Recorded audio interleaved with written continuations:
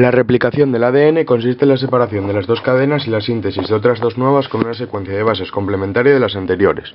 Encontramos los siguientes modelos de replicación: semiconservativo, propuesto por Watson y Crick, en el cual las cadenas se separan de manera gradual y actúan como plantilla para la síntesis de una nueva cadena complementaria, cuya secuencia quedará determinada por la especificidad en el apareamiento de las bases. Conservativa, en la que, al finalizar la replicación de las cadenas originales, éstas se reasocian. Dispersiva, las cadenas originales de ADN se fragmentan y sirven como moldes para la síntesis de nuevos fragmentos de ADN. Las ADN polimerasas son las enzimas que sintetizan nuevas cadenas de ADN utilizando una cadena de ADN como plantilla. Estas enzimas se desplazan a lo largo de la cadena de ADN molde en el sentido 3'-5', catalizando la incorporación de nuevos desoxirribonucleótidos al extremo 3' libre de una cadena de ADN en crecimiento. Constan de las siguientes propiedades: sintetizan únicamente la dirección 5'-3'. Solo pueden añadir un nuevo desoxirribonucleótido si existe una cadena de ADN preformada. Poseen capacidad exonucleasa, tanto en sentido 3'-5' como al revés, lo que les permite eliminar nucleótidos en ambas direcciones. Tienen capacidad para corregir errores que puedan producirse en la replicación. La replicación consta de las siguientes fases. Iniciación. Comienza con la separación de las dos cadenas de la molécula de ADN y su posterior desenrollamiento. Primero se sintetizan los ARN cebadores. Después, las proteínas iniciadoras se unen al ADN en los orígenes de replicación. También se une a estas zonas la ADN licasa, que va separando las dos cadenas de la doble hélice. El complejo molecular formado por las enzimas primasa y helicasa junto a las proteínas iniciadoras forman un complejo molecular llamado primosoma. Las zonas de separación entre las dos cadenas de la doble hélice son las burbujas de replicación, que son estabilizadas por las proteínas de unión al ADN monocatenario. Cuando las cadenas están separando, se puede observar como estructuras en forma de Y, denominadas horquillas de replicación. La segunda fase es la elongación, que se produce asimétricamente debido a que las dos cadenas son antiparalelas entre sí. Por tanto, primero se sintetiza de forma continua la cadena líder, mientras que la otra, denominada cadena retardada, se sintetizan fragmentos de ADN, llamados de Okazaki, que posteriormente serán unidos por la ADN ligasa. Terminación. Una vez copiada la molécula original y formada la nueva, las dos moléculas se separan. Fidelidad a la replicación.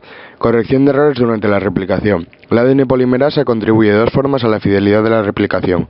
En un primer mecanismo actúa antes de que se incorpore un nucleótido en la cadena de ADN en crecimiento.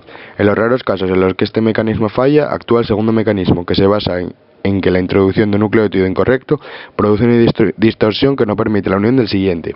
La reparación de errores tras la replicación es un sistema que detecta nucleótidos acoplados de manera incorrecta, eliminándolos e incorporando el nucleótido correcto. En cuanto a las diferencias entre los mecanismos de replicación en procariotas y eucariotas, tenemos la siguiente tabla, donde se observan las diferencias referentes al desempaquetamiento, el número de ADN polimerasas que intervienen, los fragmentos de Okazaki y el tipo de ADN.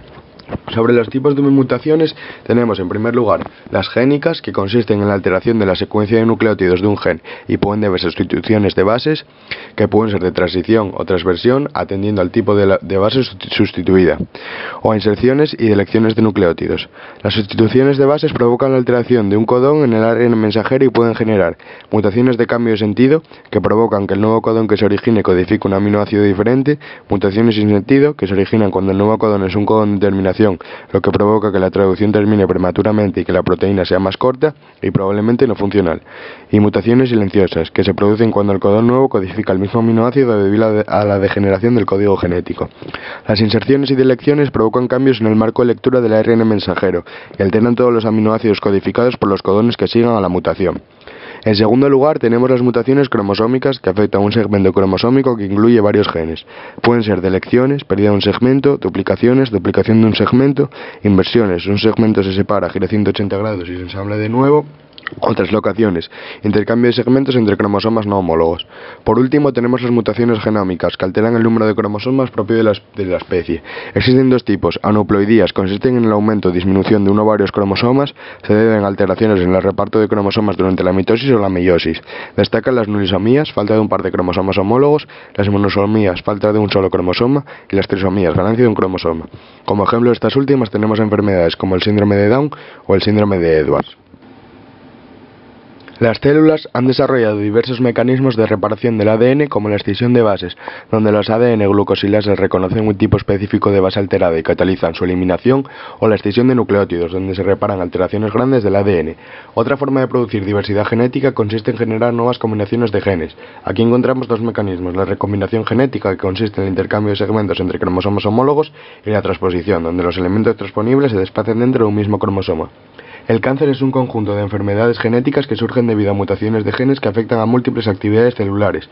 Las células cancerosas se caracterizan por la capacidad de proliferación alta e incontrolada y por la capacidad de invadir otras partes del cuerpo.